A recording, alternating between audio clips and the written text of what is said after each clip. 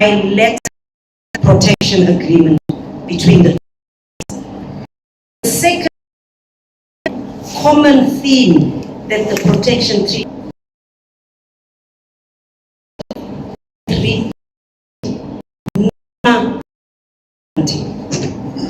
so the Nama Gaob who were signing these treaties, they were not handing over their sovereignty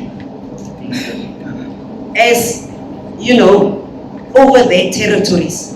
They continue to have sovereignty over their territories, and the German government promised that the German citizens would be subject to Nama customary law, which they shall respect. That is what the agreement said.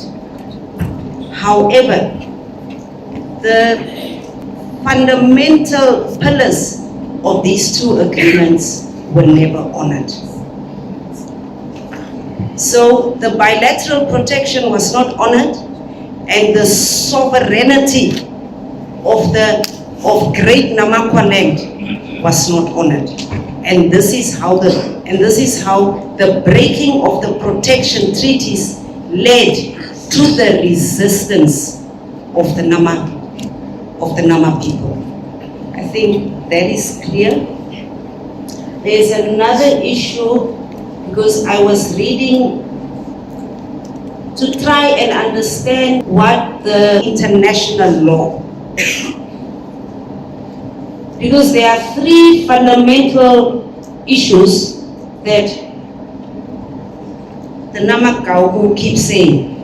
Germany is not acknowledging genocide. By saying genocide from today's perspective, it does not want to take legal responsibility and therefore legally justify these actions by citing colonial law.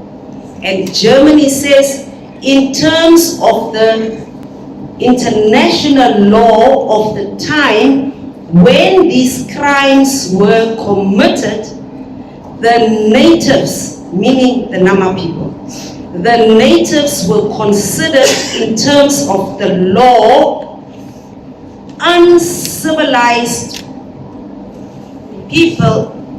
beings and wild savages. So because they are interpreted by the German lawyers in terms of the law as wild savages, they were not protected under international law. And so therefore it is only genocide from today's perspective. Those are the legal arguments that I'm reading. And the Nama Gaob are saying this is a justification using international law.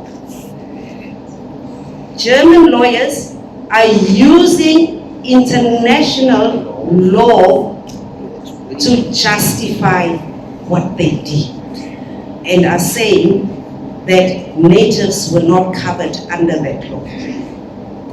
Now, when I read the response of the UN Special Rapporteurs, 7 of them, all of them lawyers, international law experts, this is what the UN Special Rapporteurs are saying. And I'm going to read verbatim what the UN, what the UN Special Rapporteurs are saying in response to NTLA's allegations.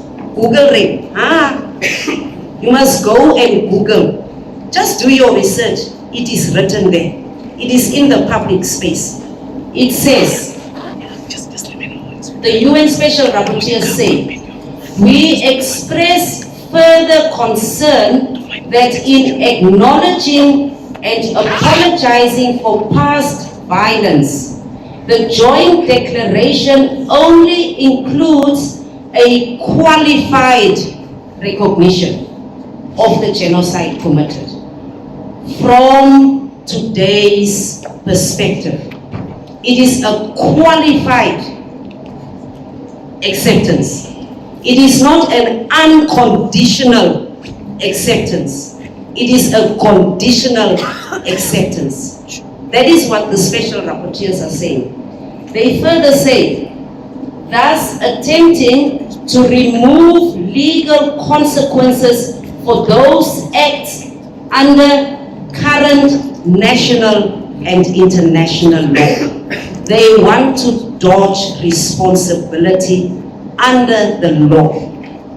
And that is what they are saying. What the special rapporteurs are also saying is, in addition, the recognition for the harm inflicted to these communities found in the joint declaration encompasses an assumption of moral liability, but fails to recognize legal responsibility. The special rapporteurs further say, the application of this principle to crimes committed during colonization of Namibia means, however, that those acts are assessed not in line with today's legal standards, but rather in accordance with the racist and discriminatory laws imposed by the colonial power of the time. Thus, Germany, by doing so, is perpetuating unacceptable colonial patterns and legacies. That is what the special rapporteurs are saying. The special rapporteurs are further saying about participation rights in terms of international law. Politik Malaysia. Program kuramiti international law kami kuna degrami. The government did not